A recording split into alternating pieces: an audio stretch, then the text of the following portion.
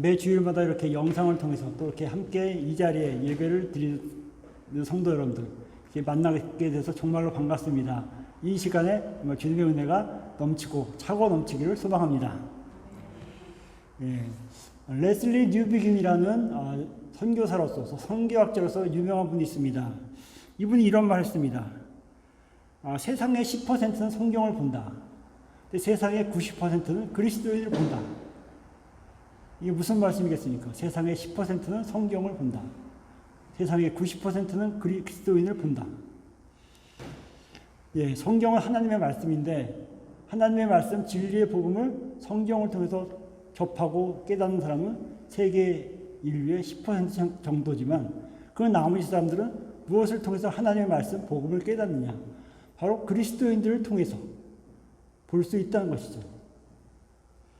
세상 속에서 우리 그리스도인들의 삶의 모습이 바로 우리가 믿는 그리스도를 나타내는 것이기 때문에 바로 이런 말씀을 한 것입니다. 너무나 중요한 말씀이죠. 세상의 10%는 성경을 통해서 하나님을 보지만 세상의 90%는 그리스도인을 통해서 하나님을 본다. 이런 말입니다. 지금 코비드-19으로 교회에 모여서 예배드리는 것이 점점 어려워진 상황이긴 하지만 이런 상황 속에서 우리 그리스도인들에게는 오히려 교회 안의 모습보다 교회 바깥의 모습이 더 주목되고 신경 써야 될 그런 시대이기도 합니다. 그 모습은 가식적인 것, 또 행위만을 중요하는 그런 모습을 나타내는 것이 아니겠죠. 그리스도인의 믿음이 바로 우리의 삶 속에서 자연스럽게 나타나는 그런 모습, 바로 그것을 나타내고 있는 것입니다. 그래서 지난주에 살펴봤던 빌립보서 1장에서 사도 바울은 빌립보 교회 성도들에게 당부했죠. 뭐라 그랬습니까? 복음에 합당하게 생활하라. 그리스도의 복음에 합당하게 생활하라. 복음에 합당하게 살라 그 말씀이죠. 당시 바울이 처한 상황이나 빌립보 교회 교인들이 처한 상황이 사실 그리 쉽지 않았다 그랬습니다. 바울은 로마의 감옥에 갇힌 상태고 빌립보 교회도 여러 가지 어려움을 겪고 있었습니다. 그들을 핍박하는 로마 정부의 위협이 있었고 또한 유대인이나 이방인들이 그들을 또 박해하고 유혹하면서 자꾸 신앙의 길에서 또 멀어지게 하고 있었습니다.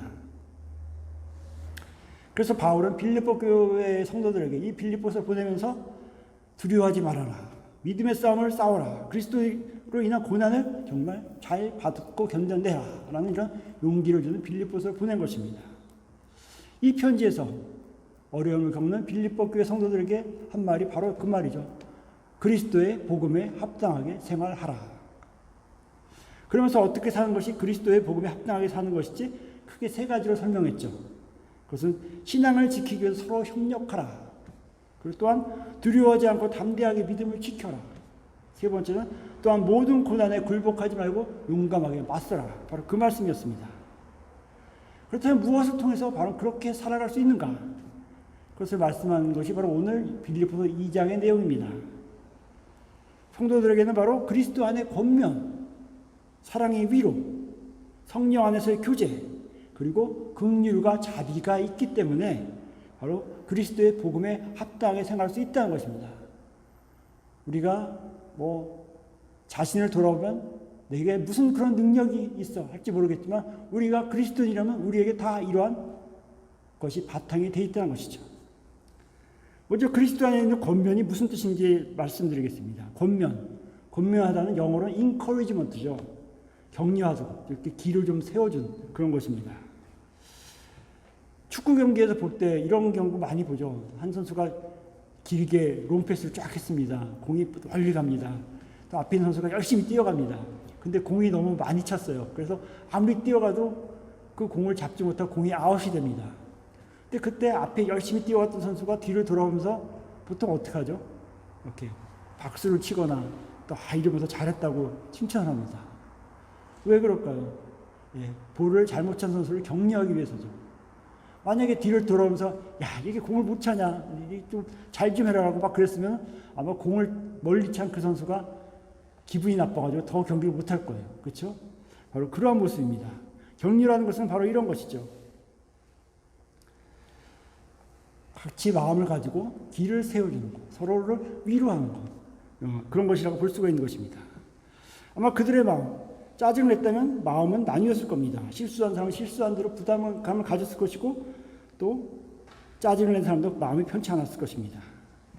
이러한 격려는 교회 성도들이 복음에 합당하게 사는데 중요한 기초가 되는 것입니다.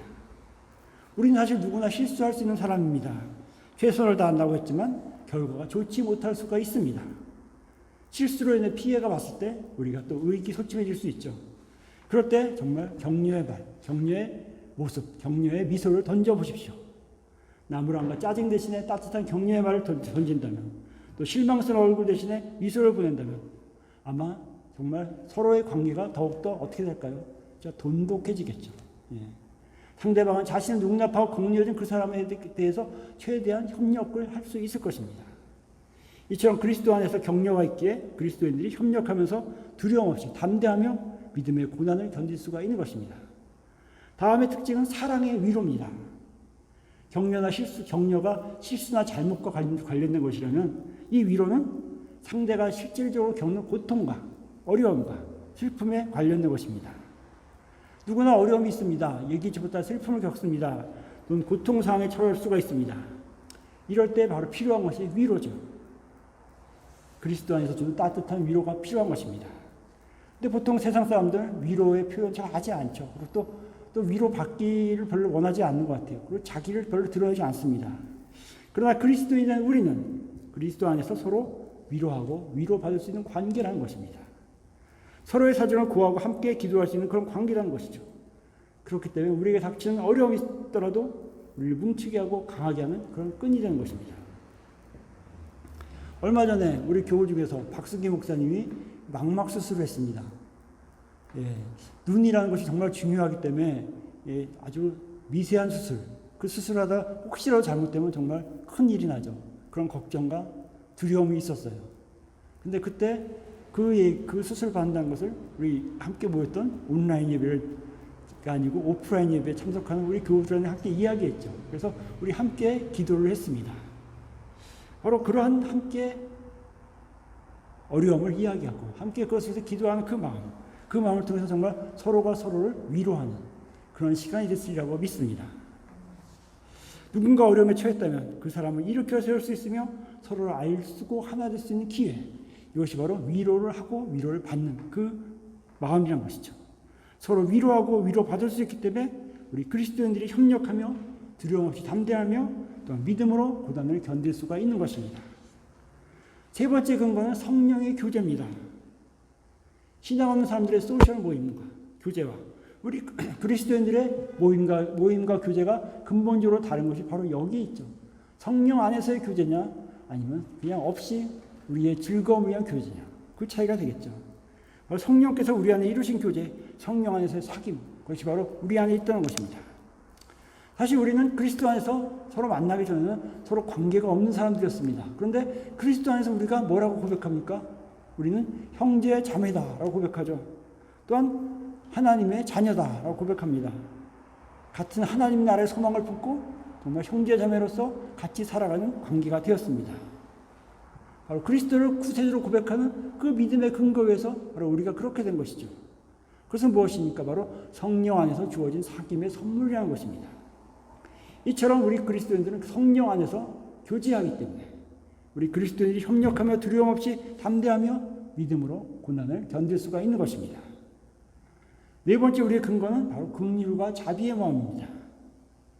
이 긍휼과 자비라는 것은 뭡니까? 상대방의 모든 허물과 단점을 이렇게 들춰내고 꼬집어뜯고 이런 것이 아니라 다 덮어주는 것이죠.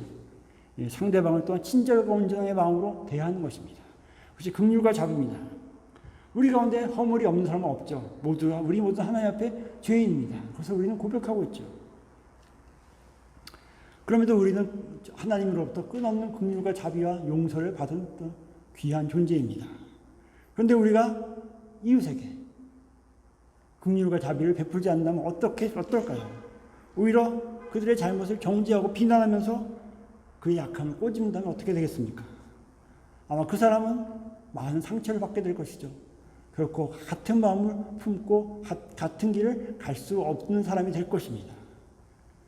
그리고 우리 그리스도인들에게는 그 긍휼과 자비, 하나님이 가졌던 긍휼과 자비, 예수님이 우리에게 보여주셨던 긍휼과 자비가 있기 때문에 우리 그리스도인들이 협력하면서 두려움 없이 담대하면서 믿음으로 고난을 견딜 수가 있는 것입니다. 이렇게 복음에 합당한 삶을 사는 교회 안에서의 성도 안에 있는 것들, 또한 있어야 할 것들은 바로 그리스도의 이름으로 행하는 권면, 사랑의 위로, 성령의 교제, 그리고 긍휼과 자비입니다. 그렇다면 그것들이 어떻게 시행되어야 하는가? 그것을 말하고 있는 것이 2절 이하의 내용입니다. 크게 세 가지죠. 하나 된 마음으로 시행하라. 본문 2절을 보니까 이렇게 되어 있습니다. 마음을 같이하여 같은 사랑을 가지고 뜻을 합하여 한 마음을 품어. 한 마음을 품으려면 마음을 같이 해야 된다. 분명히 말하고 있습니다. 마음을 같이 한다는 것은 뭡니까? 내 마음, 내 욕심을 먼저 내려놓는 것입니다. 내 고집과 욕심을 버릴 때 상대방과 한 마음이 될 수 있겠죠. 또한 한 마음이 품으면 같은 사랑을 해라 그랬습니다. 사랑하되 이 사람보다 저 사람을 더 사랑하고 저 사람보다 이 사람을 더 사랑하는 그런 차별하는 사랑이 아니라 정말 서로에게 동등하게 대하는 건 사랑을 말하는 것입니다. 복음에 합당하게 사는 사람은 어떻습니까? 세상 사람들은 자기의 이익이 된 사람들만 사랑하지만 복음에 합당하게 사는 사람은 자기를 미워한 사람까지도 원수까지도 사랑합니다. 왜? 예수님이 그렇게 말씀하셨죠. 내가 너희에게 이르노니 너희 원수를 사랑하라. 너희를 핍박하는 자를 위해 기도하라. 왜 그렇게 말씀하셨어요? 원수를 사랑하고 핍박하는 자를 위해서 기도하라. 바로 그러한 마음이 가질 때 같은 사람으로 대할 수 있다는 것입니다. 또한 한 마음을 품으려면 뜻을 같이 해야 된다 했습니다. 뜻을 같이 하는 것이 뭡니까? 예, 유명한 재미난 이야기가 있죠. 어떤 교회, 어느 교회 세족식에서 세족이 발을 씻는 것이죠. 한 목사님이 습관적으로 성도가 앉으면 왼발을 먼저 이렇게 씻었어요. 그러니까 볼 때 왼발을 딱 먼저 씻는 거죠. 근데 한 집사님이 곰곰이 생각해 보니까 목사님 너무 항상 왼발만 씻으시는데 한번 오른발을 씻으시면 어떠시겠습니까? 우리 오른발도 중요하지 않습니까? 그런데 그 다음에 또 세족식이 있는데 그 목사님이 또 왼발을 씻는 거예요. 이 집사님이 화가 났습니다. 이 목사님이 나를 무시하는구나. 오른발이 중요하다고 생각하는데. 그래가지고 오른발이 중요하다고 생각하는 사람들을 또 모았습니다. 그래가지고 나가서 또 새롭게 교회를 개척했습니다. 그 교회 이름이 오른발교회라고 하죠. 한쪽은 왼발교회, 오른발교회. 예. 왼발로 먼저 세족식을 하느냐, 오른발로 먼저 세족식을 하느냐, 그 뜻이 갈려서 교회가 나눠졌다. 이런 이야기가 있습니다. 자, 뜻을 같이 한다는 것은 뭡니까? 내 뜻을 앞세우지 않고 바로 주님의 뜻을 나의 뜻으로 받아들이는 것입니다. 우리가 다투는 이유는 뭡니까? 내 생각과 내 의지를 자꾸 내세우기 때문에 다투게 되는 것이죠. 우리가 뜻을 합하려면 내 뜻을 포기하고 주님의 뜻을 깨달아서 주님의 뜻을 내 뜻으로 삼는 것. 그것이 바로 한 마음으로 가는 것입니다. 두 번째는 겸손한 마음으로 사는 것입니다. 3절에 보니까 이렇게 되어 있죠. 아무 일에든지 다툼이나 허용을 하지 말고 오직 겸손한 마음으로 각각 자기보다 남을 낮게 여기고. 어떤 일이든지 다툼이나 허용을 하지 말라 얘기입니다. 무슨 얘기겠습니까?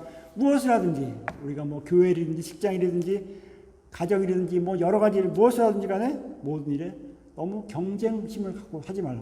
제가 저 사람을 꼭 이겨야지.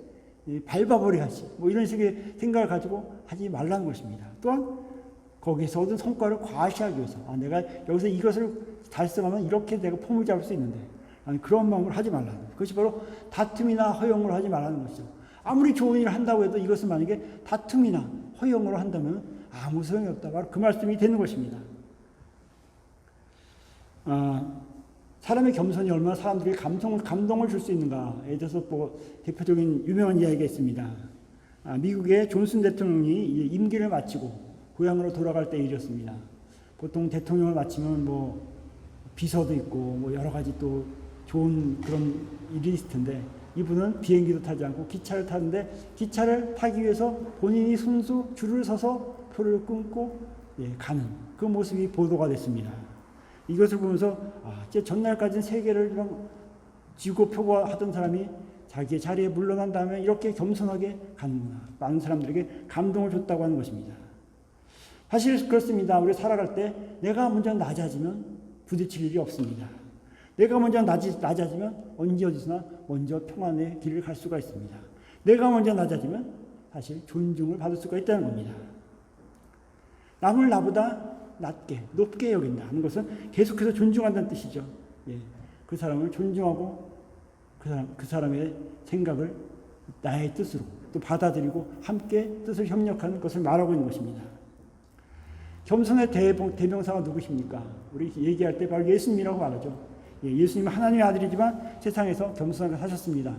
당시 세상에서 무시당하던 어린이들을 정말로 어린이가 내 앞에 오는 것을 막지 말라 이렇게 품어주셨죠.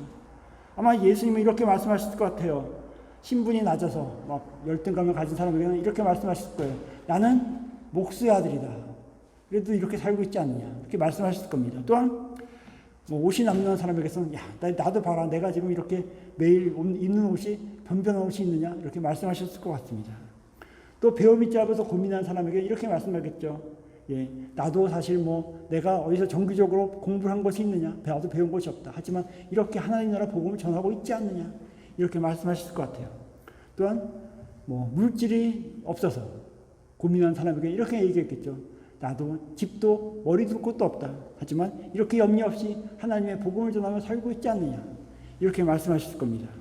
이렇게 자신을 낮추시고 사람들을 다 대하셨기 때문에 예수님의 그 복음에 순복하여서 예수님을 따르는 제자들 끝까지 예수님의 복음을 전하는 사람들이 됐지 않았습니까?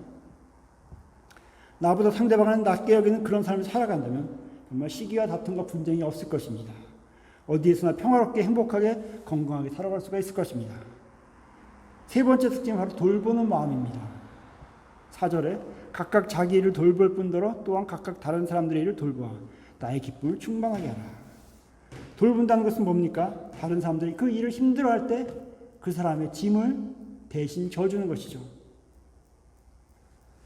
이런 이야기가 있습니다. 어느 교회에서 가족 찬양대를 했다 그래요.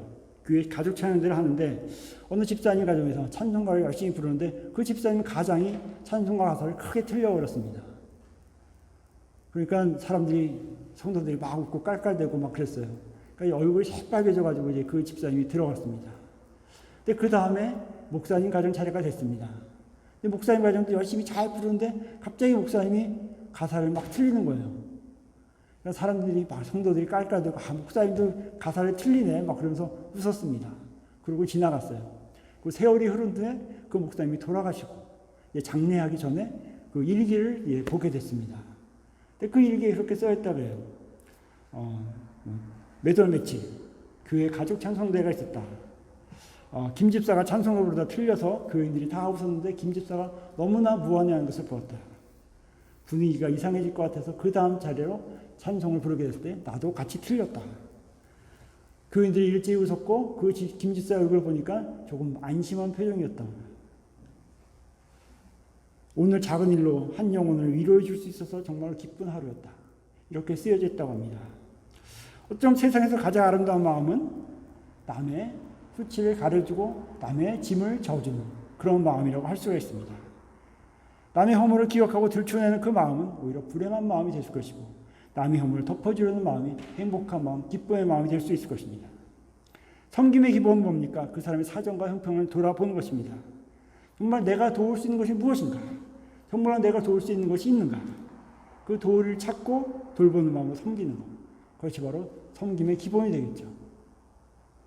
최근에 우리 교회도 섬김 봉사를 시작했습니다. 시니어들에게 이제 2주에 한 번씩 먹을 것들을 이제 갖다 드리는 것을 시작했는데 정말로 우리 교회가 무슨 큰 여유가 있어서 그렇게 할 수 있겠습니까? 하지만 정말로 함께 마음을 모아서 기도하고 하다 보니까 정말 이루어졌어요. 그래서 지금 진행하고 있는데 그 마음, 정말 우리가 할 수 있는 것이 무엇이 있는가? 그것을 가지고 항상 하나님께 기도하고 간구했을 때 하나님께서 그 길을 열어주시는 정말 놀라운 일들을 고백할 수가 있습니다. 이렇게 하나된 마음으로 겸손하게 서로를 돌보며 사는 것으로 나타나는 우리 그리스도인들의 삶은 궁극적으로는 어떻게 될까요? 의무감에 짓눌린 그런 삶이 아니라 바로 기쁨의 삶이라고 분명히 말해주고 있습니다. 구체적으로는 바로 하나님의 기쁨이 되고 상대방의 기쁨이 되고 그리고 나의 기쁨이 되는 것. 그것이 우리에게 맺어진 열매라는 것이죠. 오늘 본문 4절에 보면 바울이 나의 기쁨을 충만하게 하라 이렇게 말합니다. 근데 바울 나를 기쁘게 하라는 얘기가 아니라 이 말은 뭐냐면 바로 하나님을 기쁘게 하라라고 당부하는 것입니다. 바로 그렇게 사는 것이 고난 가운데서 빌립보 교회 성도들이 믿음을 지키면서 사는 것이 바로 하나님을 기쁘게 하는 것이다 라고 분명히 말하고 있는 것이죠. 우리 삶에 있어서 기쁨으로 사는 것 너무나 중요합니다.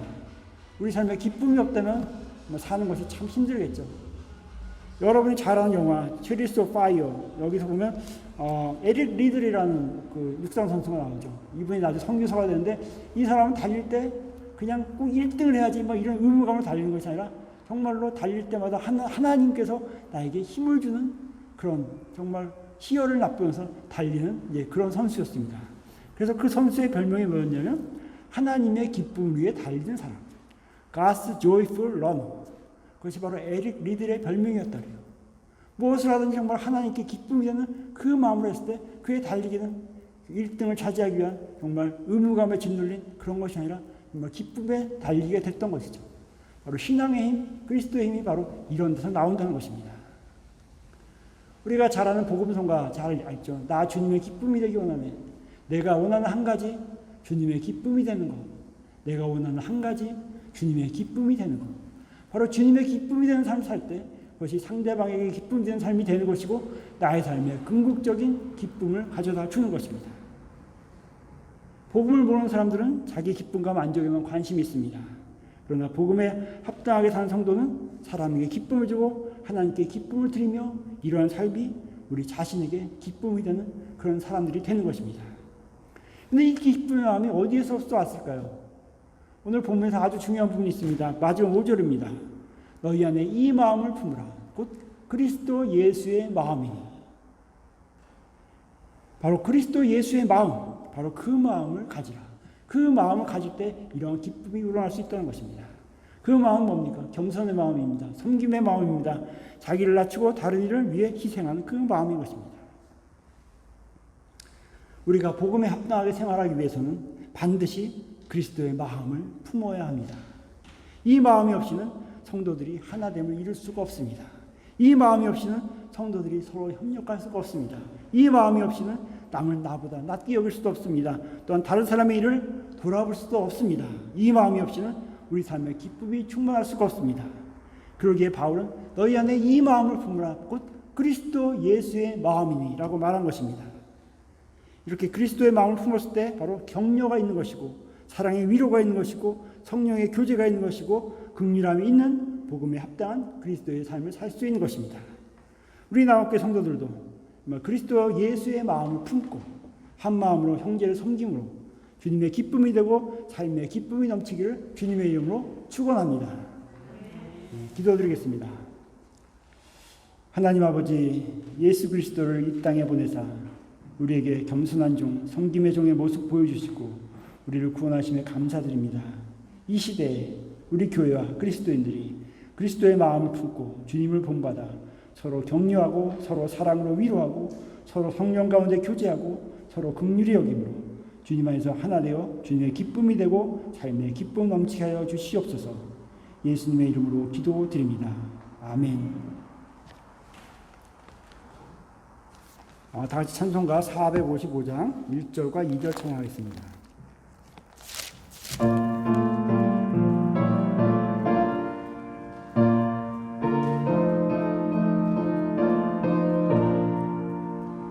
주님의 마음을 본받는 자, 그 맘에 평강이 찾아오면 험악한 세상을 이길 힘이 하늘로부터 임함이로다. 주님의 마음 본받아 살면서 그 거룩하신 나도 이루리. 주 모습 내 눈에 안 보이며 그 음성 내 귀에 안 들려도 내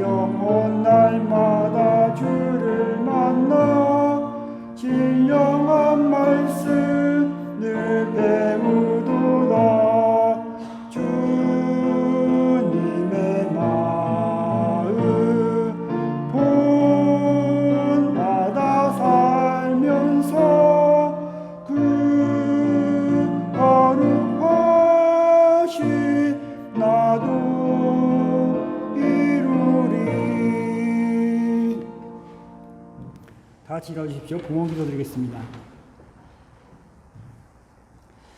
사랑과 은혜와 풍성한 하나님 아버지, 우리를 구원하사 하나님의 자녀 삼으시고 하나님의 교회를 이루면서 섬기며 살아가게 하며 감사드립니다. 이 시간 한 주간의 삶을 통해 구원받은 자의 기쁨을 누리게 한 하나님께 감사하며 준비한 예물을 드립니다. 우리 삶에 임한 하나님의 은혜를 감사해서 11조와 감사원금과 추정원금과 선교원금을 드립니다. 하나님께서 이 예물을 기쁘게 받아주시고 이 예물을 주님의 몸 대신 우리의 낙원교회를 통하여서 선교와 교육과 구제와 봉사 등 하나님의 일에 선하게 귀하게 값지게 사용하여 주시옵소서. 자비하신 하나님, 오늘 주님의 은혜에 감사하여 예물을 드린 성도들에게 더 큰 감사, 기쁨 넘치게 하여 주시옵시고 이웃에게 주님의 기쁨을 전하는 주님의 복의 통로가 되게 하여 주시옵소서. 마음을 예물로 드린 성도에게도 동일한 은총 내려 주시옵소서. 예수님의 이름으로 감사하며 기도드립니다. 아멘.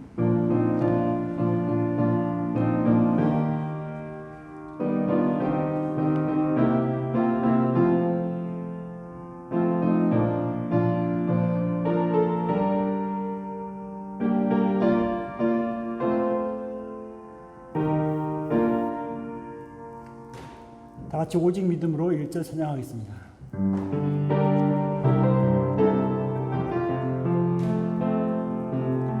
세상은 들리고 사람들은 변하여도 나는 주를 섬기리.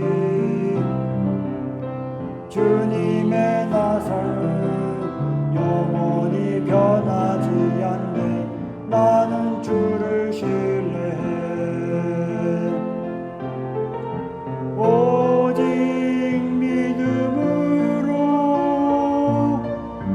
믿음으로 내가 살리라. 오직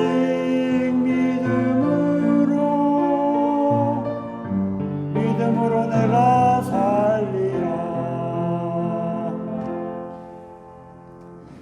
지금은 십자가 지심으로 우리를 죄에서 구원하신 주 예수 그리스도의 은혜와 하나님 아버지의 무한하신 사랑과 성령님의 감화, 감동, 인도, 교통하심이 주님 안에서 격려와 위로와 교제와 긍휼함으로 하나 되어서 겸손하게 서로를 돌보며 그리스도의 마음을 닮아가며 세상 속에서 빛과 소금으로 살아가기 원하는 사랑하는 성도들의 머리 위에 이제로부터 영원까지 함께 하시기를 간절히 축원하옵나이다. 아멘.